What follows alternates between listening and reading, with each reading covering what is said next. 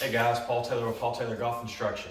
So I wanted to make a quick video of 3 things you have to be a better golfer, to be successful with your golf game. First thing, posture and setup. We must set up to the club properly. When we set up to the club properly, that means bending at the waist, not sitting down like we're sitting in a chair or bending over too much. We don't want to stand up too tall. We want to bend at the waist, be in an athletic position, and let the club just drop down to the ground from that position. We should have about a 6 to 8 inch window between the club, the butt end of the club, and your belt buckle. That's kind of where you want to be with your hands. That's number 1.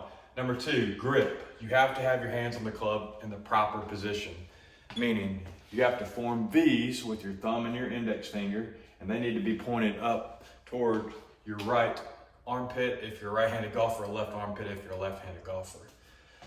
Lastly, pivot. One of the most important things. You must be able to pivot properly in the golf swing. Pivot is very important.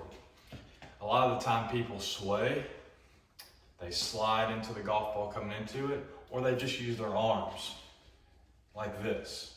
You have to be able to pivot properly. So we want to put a club across our chest, put our arms across your chest if you don't have a club, and you're just going to rotate back and forth using your hips and your shoulders. Notice how I'm not sliding either way. I'm literally turning back and forth while keeping my head in the same position.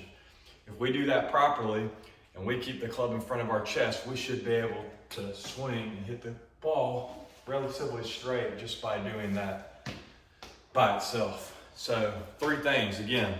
Setup, must have a good setup, good posture, good positioning over the ball. Second, grip. You must have your hands on the club in a good position to make sure the club face is squared when you're hitting the ball.